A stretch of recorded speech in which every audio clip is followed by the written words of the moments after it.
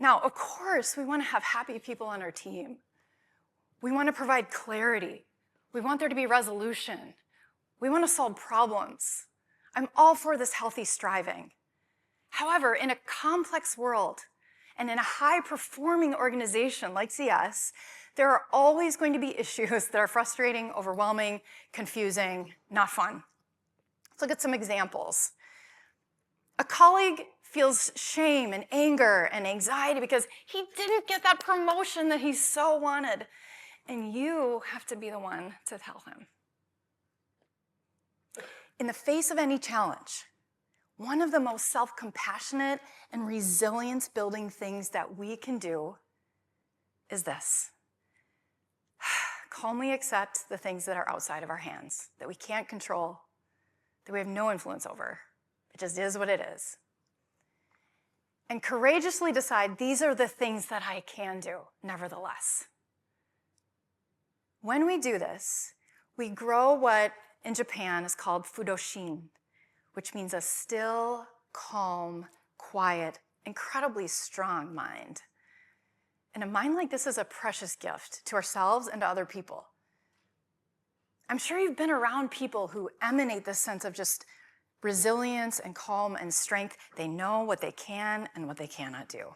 And they're not spending cognitive resources, wasting cognitive resources on things outside their hands. And that is exactly what happens.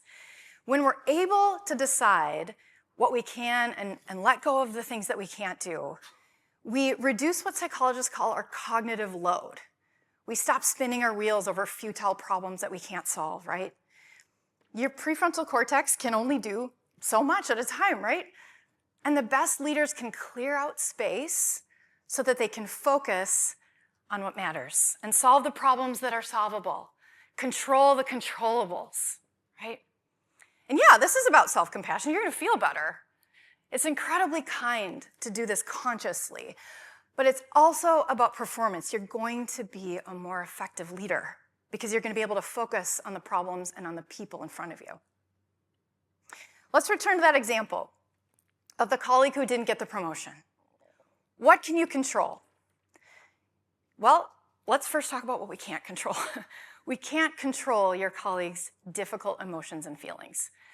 There's going to be probably a sense of disappointment, maybe some anger, maybe some shame, some frustration, and maybe some negative feelings directed towards you as the leader. That's all stuff that you have no power over. But there is still a lot that you can do. You can listen and empathize and support and clarify. And these are powerful, responsible actions. Are they going to make your colleague feel better? Who knows? That's also out of your hands, right? But you can be at peace, and this is the gift you're giving yourself, knowing that you showed up with the exact amount of kindness and clarity called for in the situation, and let go of the rest. So I'd like to make this a little bit more personal now to your current situations, and I'm going to lead you in a brief meditation around some of these concepts. So I invite you now to just get intentionally comfortable in your chair. Sit in a way in which your back is straight but supported, and maybe put both feet flat on the floor. And just take a couple of deep breaths. Feel your stomach relax, your shoulders drop.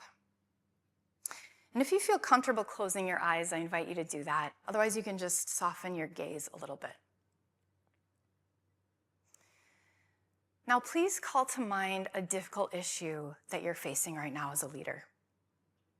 Something stressful or uncertain or overwhelming or maybe frustrating. Just call it to mind.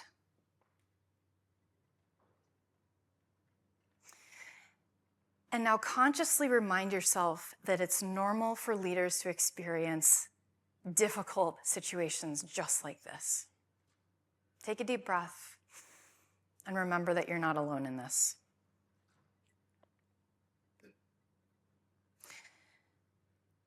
And now, for your self-compassionate act, please ask yourself, in this situation, what is simply outside of my control? outside of my power to do anything about? What do I need to just calmly accept, stop fighting it, and let it go? Take a deep breath and notice what comes to mind.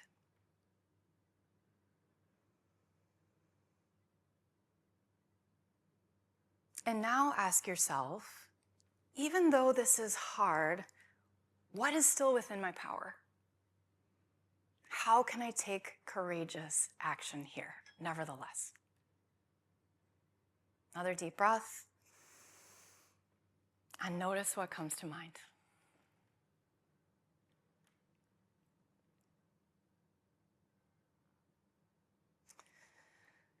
Good.